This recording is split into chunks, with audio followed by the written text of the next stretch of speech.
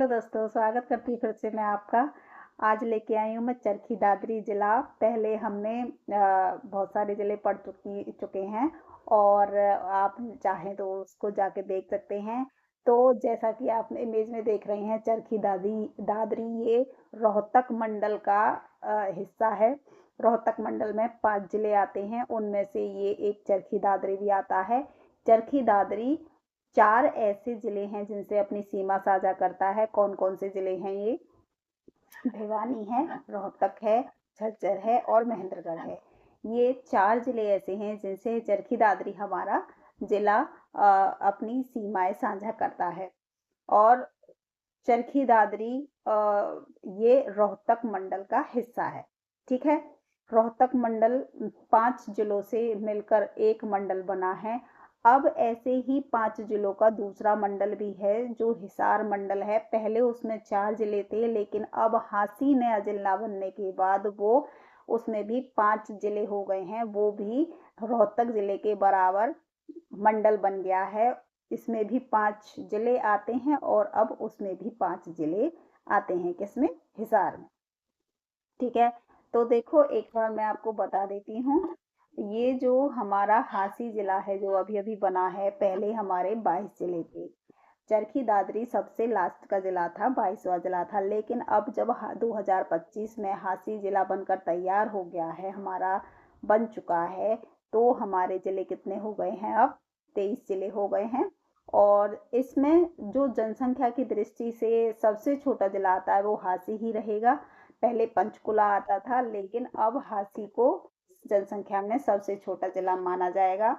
हिसार पहले रोहतक सबसे बड़ा मंडल था, इसमें सबसे ज्यादा जिले आते थे, लेकिन अब हिसार में भी 5 जिले आ गए हैं। हांसी एक जिला बढ़ गया है, इसलिए हिसार भी अब रोहतक जैसा के बराबर मंडल बन गया है।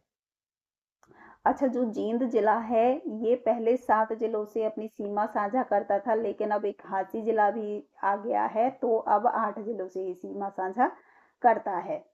पहले हमारी जो विधानसभा की आरक्षित 17 सीटें थी, उनमें से 5 ऐसे जिले आते थे जिनमें आरक्षित सीट नहीं थी, लेकिन अब 6 जिले हो गए हैं, क्योंकि हांसी जिले में भी कोई भी आरक्षित सीट नहीं है। ठीक है। तो चलिए, ये छोटी छोटी बातें हैं, इनको हम करते रहेंगे। आगे चलते हैं चरखी दादरी। और ये देखो, ये है हमारा चरखी दादरी शहर। हमारे हरियाणा के सारे शहर बहुत ही अच्छे हैं, बहुत ही सुंदर हैं। देखो, ये चरखी दादरी जो हमारा 22वां जिला है, ये कितना सुंदर है ना? इसकी स्थापना कब हुई थी? इसकी स्थापना हुई थी 1 दिसंबर 2016 को। ये जिला बना था। लेकिन जब ये इसको बनने के लिए घोषणा कब की गई? इसकी घोषणा हुई थी 18/9/2016 को। कितना? 18 अक्टूबर 2016 को इसकी घोषणा हुई थी। और जब ये शहर था, इस शहर की स्थापना किसने करवाई थी? जब ये शहर बना था तो इसको किसने बनाया था? शहर की स्थापना थी राजपूत राजा बिल्हन सिंह द्वारा। किसके द्वारा? बिल्हन सिंह द्वारा इसकी स्थापना की गई थी। इसका नामकरण किसके ऊपर रखा गया? मेंढक। संस्कृत में दादुर होता है, मेंढक को संस्कृत में क्या कहते हैं? दादुर कहते हैं। तो मेंढक के नाम पर इसका नाम चरखी दादरी पड़ा। अधिक होने के कारण, देखो, चरखी दादरी में मेंढक अधिक थे, तो उसको संस्कृत में क्या कहते थे? कहते हैं मेंढक को दादुर कहते हैं। तो ज्यादा मेंढक होने के कारण इसका नाम क्या पड़ गया? चरखी दादरी इसका नाम पड़ गया। ठीक है। प्राचीन नाम क्या है इसका? दादुर है। नगरी डालमिया दादरी, चरखी दादरी। और शब्द 1958 में जोड़ा गया था। चरखी शब्द कब जोड़ा गया था इसमें? 1958 में जोड़ा गया था। दादरी चरखी शब्द कब जोड़ा गया? 1958 में जोड़ा गया। ठीक है।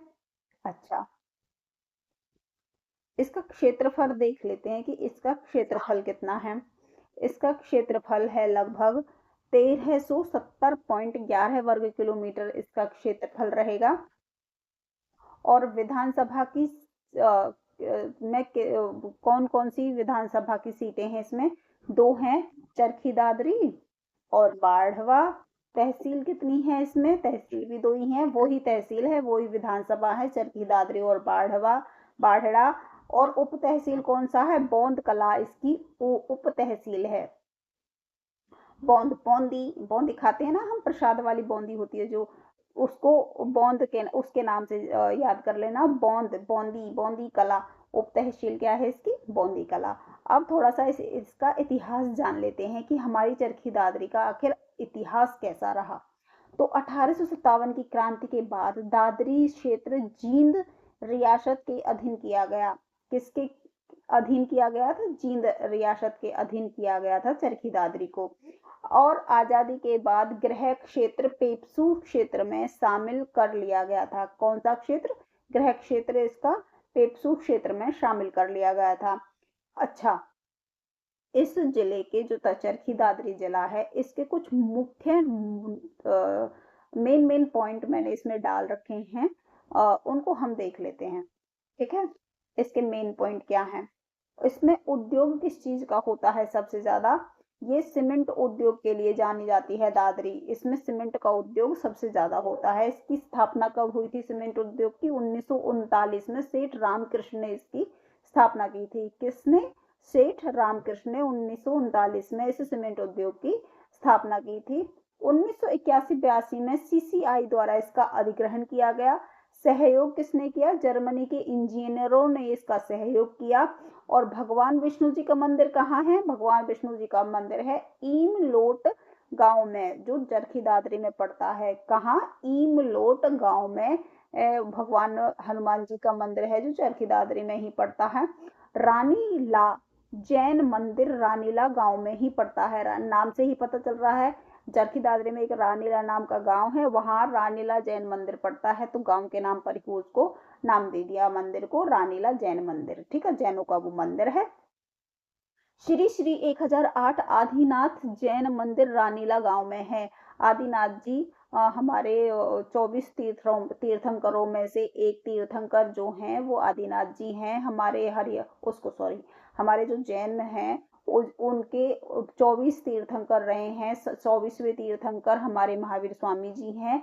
उनमें से ही एक आदिनाथ जी हैं, जिनको श्री श्री 1008 के नाम से उनके नाम के आगे लगाया जाता है।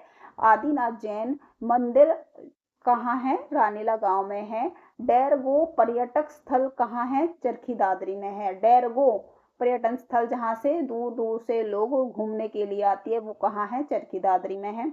संत दयालाल जी की समाधि कहाँ है? का मेला कहाँ लगता है? वो दादरी में ही लगता है। संत दयाल जी का समाधि मेला कहाँ लगता है? दादरी में लगता है।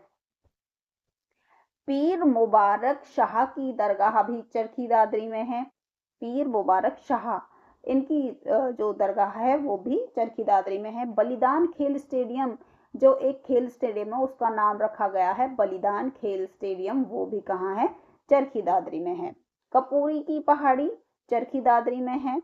सबसे कम पशु वाला वध वाला जिला कौन सा है? चरखी दादरी, यानी जहाँ पे सबसे कम वध होता है पशुओं का, मतलब पशुओं की हिंसा बहुत कम होती है, पशुओं को नुकसान बहुत कम पहुंचा जाता है, वो कौन सा जिला है? वो है चरखी दादरी। भिवानी दादरी जिला किस जिले से अलग किया गया था? जो दादरी जिला है और वो किस जिले से अलग किया गया था? चरखी दादरी, हांसी और पंचकुला में दो दो ही विधानसभा की सीटें हैं। दादरी किस जिले से अलग किया गया था? भिवानी जिले से। तो दादरी विमान दुर्घटना कहाँ पे है? चरखी दादरी में, हांसी में और पंचकुला में। यहाँ सिर्फ दो दो ही ऐसी सीटें हैं जहाँ दो दो सीटें हैं। 3 ऐसे जिले हैं जहाँ दो दो ही सीटें। पहले 2 जिले ऐसे थे, पंचकुला और चरखी दादरी, जहाँ दो दो ही विधानसभा की सीटें थी, लेकिन अब हांसी में भी 2 ही विधानसभा की सीटें हैं। अब ऐसे 3 जिले हो गए हैं जहाँ केवल दो दो विधानसभा की सीटें हैं। ठीक है, पहले 2 वो जिले थे, अब 3 जिले हो गए हैं, क्योंकि हांसी में भी 2 विधानसभा की सीटें हैं। दादरी विमान दुर्घटना कब हुई थी? 1996 में हुई थी। कब? 1996 में। कजाकिस्तान एयरलाइंस और सऊदी एयरलाइंस के 2 विमानों की मध्य हवाई टक्कर जिसमें 349 लोगों की मौत हुई थी, ये कब घटी थी? ये घटना 1996 में घटी थी और चरखी विमान दुर्घटना इसको नाम दिया गया था। चलिए, आज के लिए इतना ही। ये जो महान व्यक्तित्व हैं इनका मैं शॉर्ट डाल दूंगी आप लोगों के लिए, ज़्यादा लंबी मैं क्लास नहीं लेती।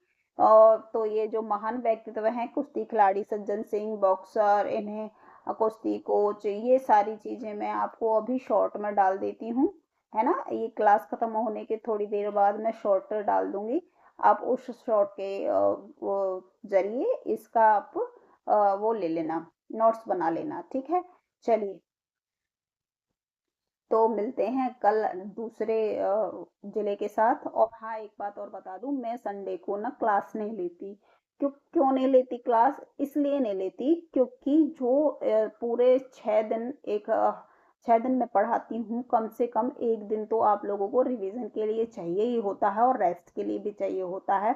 तो डेली क्लास करेंगे तो रिवीजन कब करेंगे? तो संडे का दिन आपका रिवीजन का दिन होता है। हर दिन पढ़ोगे तो उसको रिवाइज कब करोगे, है ना। तो सारे नोट्स आप तैयार करो। आपका अगर आपके नोट्स तैयार नहीं है तो संडे का दिन मिलता है आप लोगों को नोट्स तैयार करने के लिए। नोट्स तैयार करो, अपना रिवीजन करो नोट्सों के द्वारा।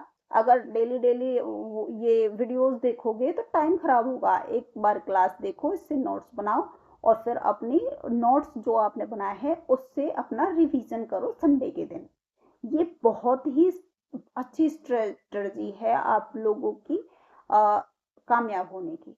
अगर डेली डेली आप संडे के दिन भी फोन में ही लगे रहोगे और फोन में ही अपना सारा टाइम बिता दोगे, देखो 1 घंटे की क्लास अगर फोन में आप देखते हो तो वो 1 घंटा अगर नोट्स आप बना रहे हो अपने रजिस्टर में, वो नोट्स अगर 1 घंटा आप देते हो ना नोट्स को रिवीजन करने के लिए, तो सारा एक हफ्ते का काम 1 घंटे में आप रिवाइज कर सकते हो। 1 घंटे नहीं तो 2 घंटे। लेकिन अगर फोन में ही आप अपना टाइम सारा बर्बाद कर देते हो संडे का भी, तो आप अपना टाइम खराब करते हो। तो बस यही कहूंगी, टाइम खराब ना करें, संडे के दिन अपना रिवीजन करते रहें। और रिवीजन बहुत ज़रूरी होता है। रिवीजन नहीं करोगे तो सारा पढ़ा पढ़ाया कुछ समझ नहीं आएगा और भूल जाओगे। चलिए, मिलते हैं कल इसी बात के साथ नेक्स्ट क्लास में, नेक्स्ट जिले के साथ। तब तक के लिए धन्यवाद।